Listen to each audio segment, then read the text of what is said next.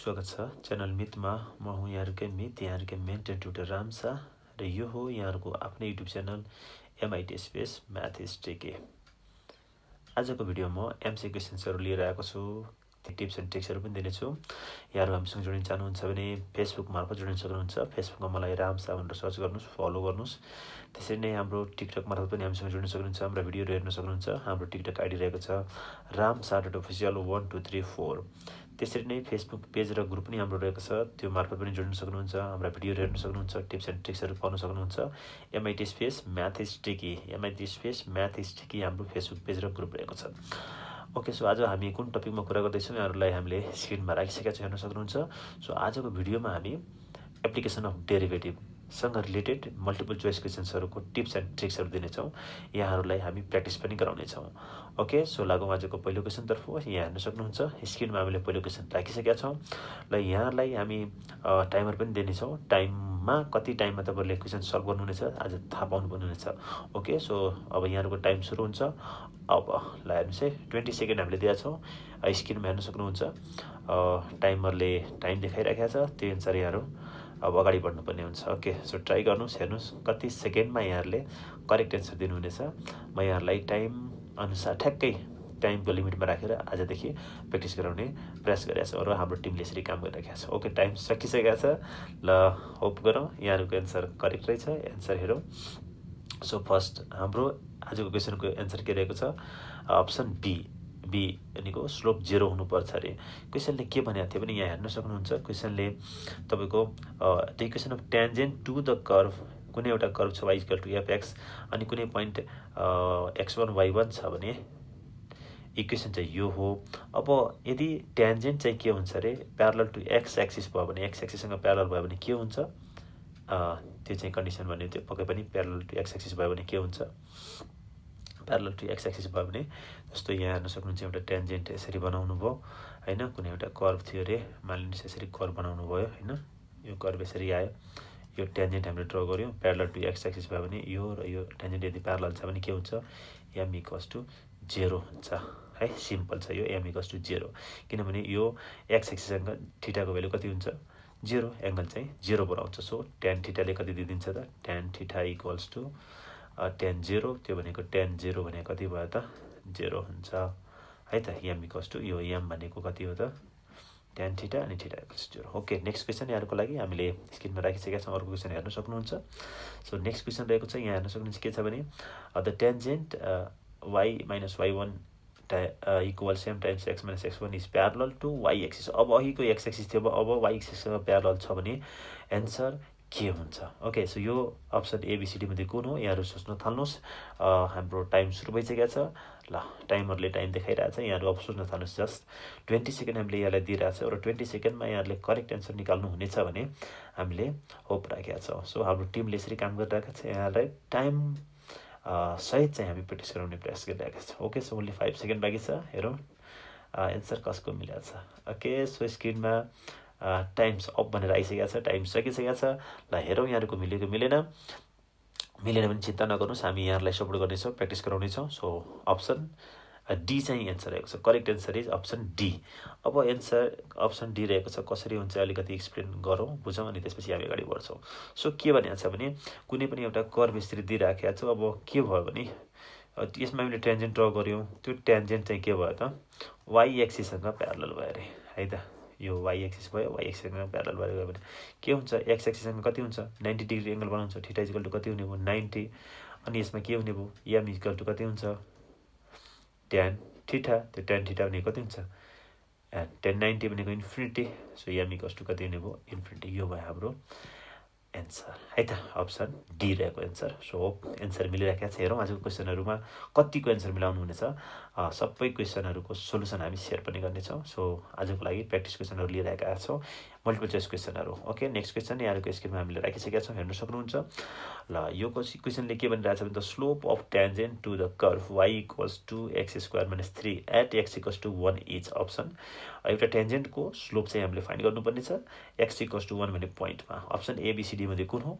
यहाँहरुको लागि अब हामी टाइमर सो गर्दैछौँ टाइमरले टाइम देखाउँदैछ हेर्नुहोस् 10 सेकेन्ड 20 सेकेन्डमा कति ओके 20 सेकेन्ड हामीले दिएका छौँ 20 सेकेन्डमा हेरौँ कसको एन्सर मिल्छ सो टाइम यहाँको स्क्रिनमा देखाइराखेका छौँ हामी रेडी यहाँ होप सल्भ गरिराख्नु भएको छ सल्भ गरिसक्नु भएको छ भने जस्ट वेट गर्नु होला गर्नुभएको छ भने गर्नुहोस् अब 6 सेकेन्ड बाँकी रहेको छ अब 6 सेकेन्डमा हामी एन्सर करेक्ट एन्सर सेयर पनि गर्नेछौँ एक्सप्लेन पनि गर्नेछौँ ओके सो टाइमरले टाइम्स अप भनिसकेको छ नेक्स्ट ओके सो अब एन्सर चेक गरौँ एन्सरतिर लागौँ हेरौँ मिलेको छ कि छैन बुझ्ने प्रयास गर्नु होला okay so correct answer is option C भनेको स्लोप टेन्जेन्टको स्लोप चाहिँ होरे भनेर भनेर छ कसरी हुन्छ एकचोटि चेक गरौँ अनि त्यसपछि हामी अगाडि बढ्छौँ सो ओके के भनेको छ भने यो कर्भ दिइरहेछ हामीसँग वाइ इक्वल्स टु कति छ त वाइ इक्वल टु 2x² - 3 छ अब स्लोप भन्ने बित्तिकै स्लोप भन्नुको अर्थ के हो भने स्लोप भने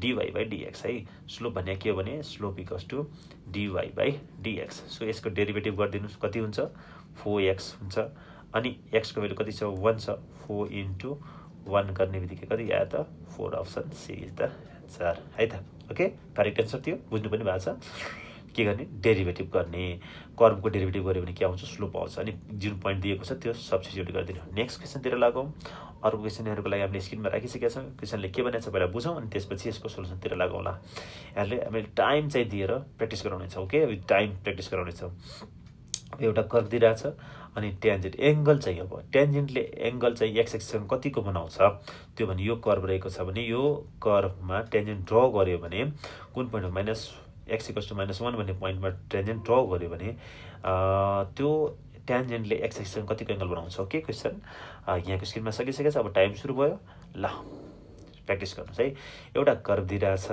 त्यो कर्भले x इक्वल्स टु -1 मा ट्यान्जेन्ट ड्र गर्यो भने एक्स एक्सिससँग कतिको एङ्गल बनाउँछ त्यसको चाहिँ अप्सन यो ABCD भने हामीले लेख्नुपर्ने छ 0 डिग्री छ π/4 छ π/2 छ 3π/4 छ यसमध्ये कुन अप्सन चेक गर्नुहोस् ओके हाम्रो टाइमरले टाइम्स अप भनिसकेको छ टाइम सकिसकेको छ 20 सेकेन्डको टाइम हामीले दिएको थियौँ अब करेक्ट एन्सर चेक गरौँ त्यसपछि बुझौँला पनि ओके सो अप्सन डी भनेको छ अप्सन डी रे अब यो बुझौँ कसरी अप्सन डी आउँछ म एकचोटि बुझाउँछु त्यसपछि हामी अगाडि बढ्छौँ अर्को क्वेसन पनि यहाँहरूको लागि हामीले लिइरहेका छौँ सो वाइ इक्वल्स टु यहाँ कति थियो त भने why equal to x³/3 - 2x थियो अब यहाँ एङ्गल भनेको छ एङ्गल भनेको स्लोपसँग रिलेटेड कुरा आउँछ सो एम भनेको tan थीटा हुन्छ है अनि tan थीटा भनेको dy/dx हुन्छ यसरी हामीले डेरिभेटिभ गर्दाखेरि कति आउँछ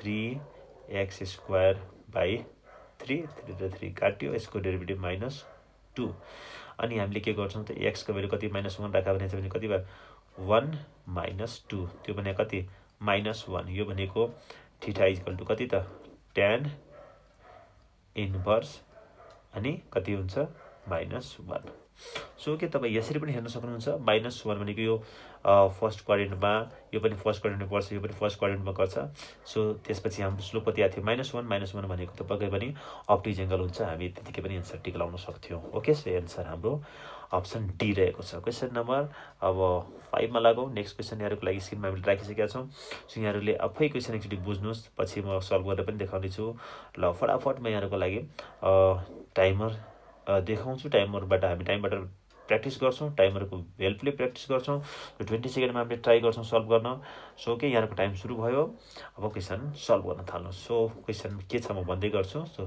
एङ्गल मेड बाई ट्यान्जेन्ट यो कर्भमा ट्यान्जेन्टले X axis okay at the point where the cuts the axis X एक्सिसमा कट गर्ने कुनै पोइन्टमा यसमा भएको ट्यान्जेन्टले कतिको एङ्गल बनाउँछ भने ओके टाइम सकिसकेको छ क्वेसन बुझिसक्नु भएको छ के भनेको छ भने यो कर्भले एक्स एक्सिसमा यो कर्भमा कुन हामीले ट्यान्जेन्ट ड्र गर्यो भने the angle made by the tangent so यो कर्भमा ट्यान्जेन्ट ड्र गर्यो है वेट कुन पोइन्ट हाम्रो त त्यो पोइन्ट कहाँ रहेछ भने क्रसेस द एक्स एक्सिसलाई क्रस गर्ने पोइन्टमा ट्यान्जेन्टले बनाएको एङ्गल कति हुन्छ है यो कर्भमा हामीले ड्र गर्यो ट्यान्जेन्ट त्यो ट्यान्जेन्टले एक्स एक्सिसलाई कट गर्छ सो कुनै एक्स एक्सिस भने एक्स त्यो पोइन्ट चाहिँ कहाँ रहेछ एक्स एक्सिसमा रहेछ भने एक्स त्यो ट्यान्जेन्टको एङ्गल चाहिँ कति ओके सो अप्सन यहाँहरूको चेक गरौँ π/4 एन्सर हाम्रो रहेको छ अप्सन ए रहेको छ कसरी हो त्यो भनेको बुझौँ है त अब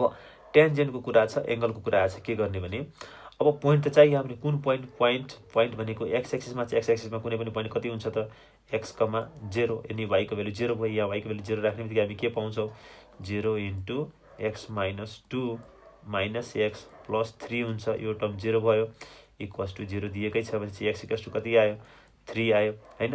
अब के गर्नु पर्यो त यसको डेरिभेटिभ गर्नु पर्यो हैन।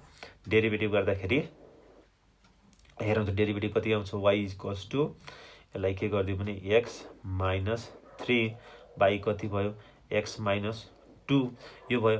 अब डेरिभेटिभ गर्दाखेरि के हुन्छ यसको चाहिँ डेरिभेटिभ गर्न सकिहाल्नुहुन्छ dy/dx त्यो भने कति हो tan थीटा है। tan थीटा अब यसको डेरिभेटिभ गर्दाखेरि क्वेसन टु लाउन पाइन्छ। सो क्वेसन टु लाउँदाखेरि कति हुन्छ du/dx भनेपछि यसको डेरिभेटिभ भनेको 1 अनि x - 2 इन्टु v गर्दाखेरि माइनस फेरि v को डेरिभेटिभ 1 अनि यो गर्दाखेरि -x अनि +3 हुन्छ बाई कति त x - 2 को होल स्क्वायर डेरिभेटिभ गरिरहेको छ है, केही पनि गरिरहेको छैन। सो x र x काटियो कति आयो त 1 अनि x को भ्यालु हाम्रो कति थियो त x को भ्यालु 3 थियो। 3 - 1 गर्ने बित्तिकै 3 - 2 गरेको 1, 1 को स्क्वायर भनेको 1 नै हुन्छ, 1 भयो।